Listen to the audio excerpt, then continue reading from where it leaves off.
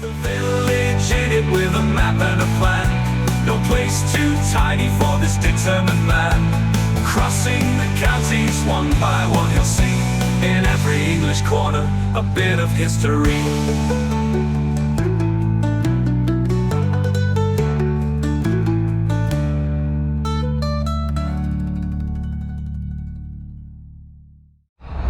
Hello folks, welcome back to Huntingdonshire for the first time in a couple of years actually. It's been ages since we've been in this particular part of Cambridgeshire.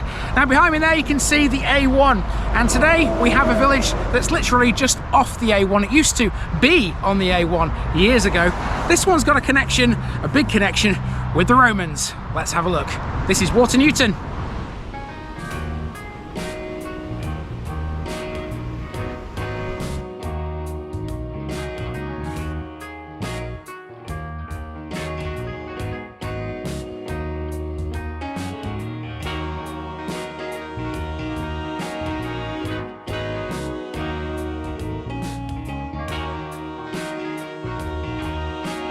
Watermills, new farm on the water. Hello again Huntingdonshire. It's been a couple of years since I last set foot in your bit of Cambridgeshire, but I'm back this weekend to tackle 2 more parishes close to the A1, just like the 5 I've already been to. Today we're bang on the A1 as we take on the tiny Watermills, located on an old loop of the Great North Road. Several million cars and lorries fly past it on the A1 every single year, but very few drivers would know of its existence. It lies approximately 5 miles west of Peterborough, and at the 2011 census it only had 88 residents. Don't be fooled by its minuscule status though. Watermills is historically one of the most important villages in Cambridgeshire, and the reason why is all to do with the Romans. Sandwiched between the River Nene to the north and the A1 trunk road to the south, it was here where the Romans established the town of Durobrivae. It was a fortified garrison where Ermine Street crossed the River Nene. The name Durobrivae is a Latinisation of Celtic, or more accurately Brythonic, and it meant essentially fought by the bridges. The origin of Durobrivae is said to have been as a vicus attached to a pre-Flavian fort about half a kilometre to the east of modern-day Watermills. Its first historical mention is in the Antonine itinerary of the late 2nd century. Durobrivae became a production centre for a type of tableware. It was known as Nene Valley colour-coated ware, and it was produced between the 2nd and the 4th centuries. Arguably today, had circumstances been different, Watermills could have been a major city, but in Anglo-Saxon times, local settlement instead centred on Medeshamstead, which we now know as Peterborough. Let's go see it. This is Watermills, and it's located on the northern side of the A1 on an old loop of the Great North Road. In much the same way as in other places so close to the A1, it's been bypassed. It was first mentioned in any kind of record in the Domesday Book. Back then it was located in the 100 of Norman Cross in the historic county of Huntingdonshire. Its name was written as Newtone, and it comprised just the one manor. Whilst the population isn't explicitly listed, there were 22 households at that time.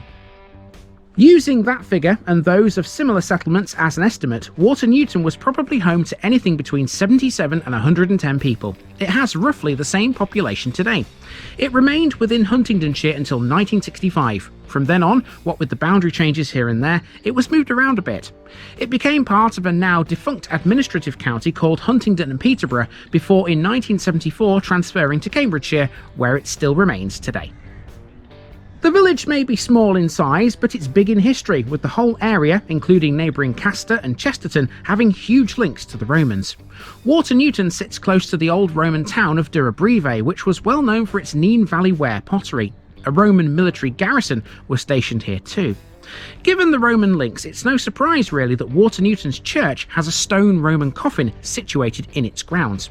It's not alone in that regard either. Both Chesterton and Castor each have a similar coffin. Let's head towards the church now and check it out.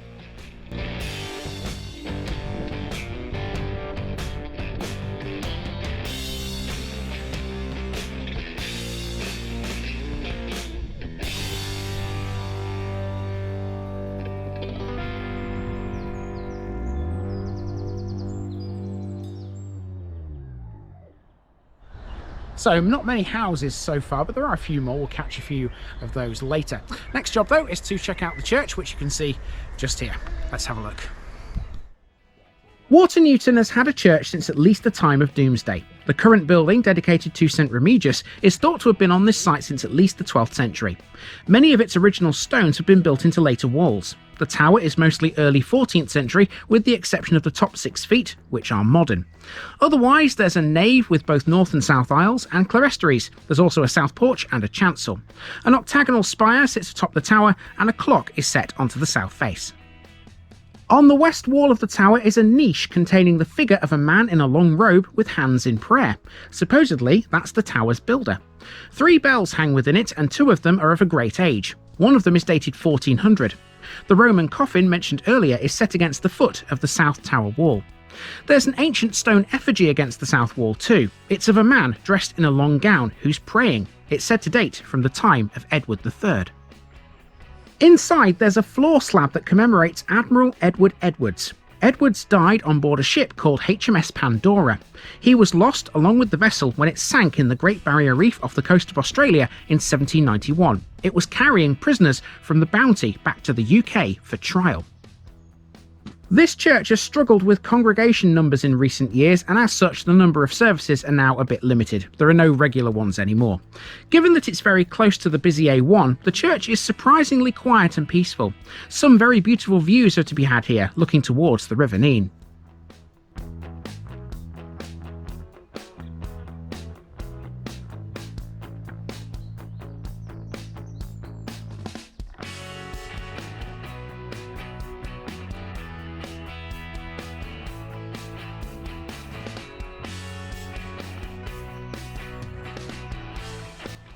We're now heading towards the River Nene, which gives Water half of its name. That makes sense, you know, water and all that. The Domesday Book recorded that there were 2 mills at Water. Today there are none that are actively working, but there is still a mill house on the Nene.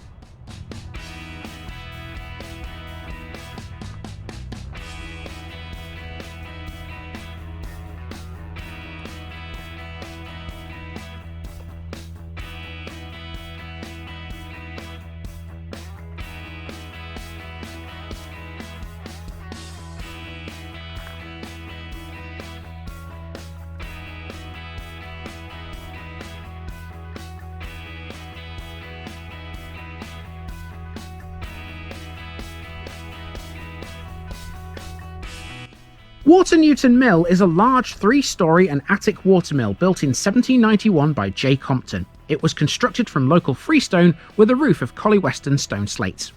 The mill farmhouse is older, built as it was in the 17th century. A small steam engine was added in the 19th century in a single-storey extension to the north of the main building. Listed Grade 2, the mill was converted into residential accommodation in 1986, and that's the way it's stayed ever since. We can cross the Nene at the mill, by the way, and that's a good idea. And don't worry, you're not trespassing here if you come down to the mill, because there's a public footpath which runs right along the front of it and over the river, and this gorgeous wheel which you can see on camera right now. Check this out. It's making a fantastic sound. I love the sound of rushing water, me. This is Water Lock, one of the 11 on the Nene between Oundle and Peterborough Marina.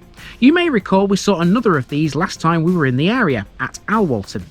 The locks exist because between Oundle and Peterborough the river falls downhill, and the locks lie on canalised sections to allow navigation. Their existence means that the navigable length of the Nene is 88 miles between the Grand Union Canal's Northampton arm and the river's outfall at the Wash.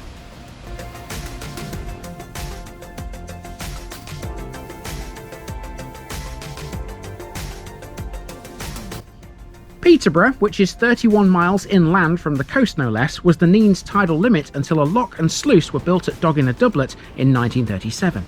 Now, speaking of Peterborough, visiting Water could have been a little different today had the Anglo-Saxons made a few different decisions when they were around. They chose to focus their main area of settlement on a place called Medeshamstead, which today we know as Peterborough. They could have chosen Water instead, because the Romans knew this was a really good place for a town. Here's a bit more then about Durobrivae. Durobrivae was a Roman fortified garrison town located about half a kilometre away from modern-day Water Logistically, the siting of the town made a lot of sense. Water currently sits at the point where Ermine Street crossed the River Nene. In Roman times, Durobrivae did too. That fact alone gave it its name. Durobrivae literally translates to fort by the bridges, referring to the ancient structures that would have crossed the river. Durobrivae is said to have been founded as a vicus. That's a fancy word that essentially means a Roman village. Alternatively, it can also mean a settlement within a much larger neighbourhood. Today, we'd call something like that a suburb. It was the latter of the two that better described Durobrivae because it was attached to a pre-Flavian fort. Its first historical mention is in the Antonine itinerary of the late 2nd century. Archaeology of the Roman period shows that Durobrivae became a centre for the production of a fine tableware. It was known by a long-winded name, Nene Valley Colour-Coated Ware. It was produced here between the 2nd and the 4th centuries. We can certainly deduce from all of this that Durobrivae was an important town and could have ended up being modern-day Peterborough. However, the Anglo-Saxons thought differently, choosing instead to focus their efforts on Medeshamsted, and that's what would become the city. When it comes to finds, Durobrivae is one of the best Roman sites in the country. The biggest and best known came during ploughing of the local land in 1975. It turned up a hoard of 4th century Roman silver, which today is known as the Watermills treasure. It was probably buried by an inhabitant of the garrison. It consisted of silver plates and bowls, votive tokens engraved and embossed with the labarum, and an unengraved standing two-handled cup or chalice. Because of inscriptions found on some of the pieces in the collection, it has been suggested they may have been used in a local church. The treasure remains the earliest group of Christian liturgical silver ever found from the Roman Empire's occupation of Britain.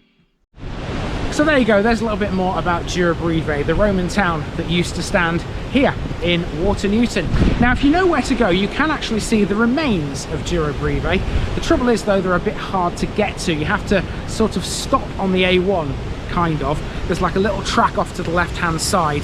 It's very, very difficult to do, I imagine, and that's why I've chosen not to attempt it and present that bit in picture form.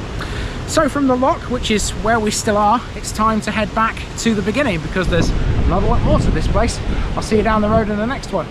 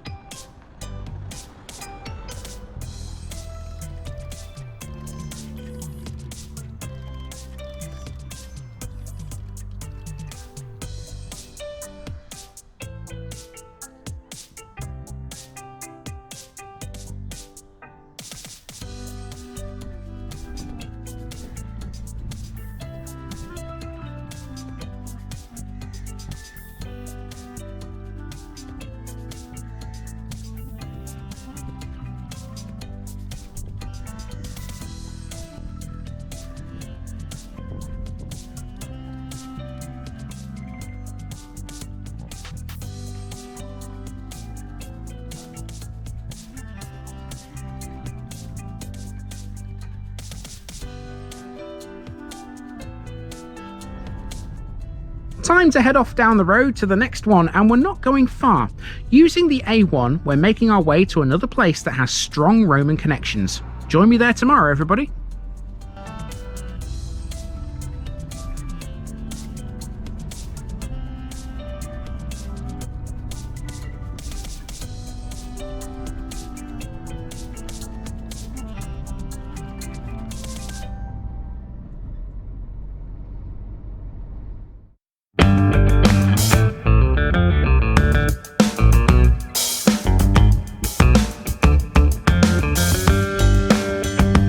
Now, just before I go, remember, this video is part of a huge project to visit every civil parish in England. That's more than 10,000. These routes are pre-planned, and due to time constraints, I can't cover every detail or walk down every street. Please don't complain if this video missed something out. I pronounce names how I choose to. I am very aware that local dialect may vary, and I don't take kindly to criticism about this. You've been warned. It's impossible to know everything too. If this video was terrible, make your own. If you're a regular watcher of The Village Idiot, you're not the only one. If you've got a small business, why not use my videos to advertise it? Leave a comment below if you're interested. And finally, thanks for watching this episode, everybody. Give us a like and a subscribe if you've enjoyed this episode, and share it with your friends and relatives. It all helps to keep this mission going. Until next time, I've been Andy, also known as the Village Idiot, and I'm out.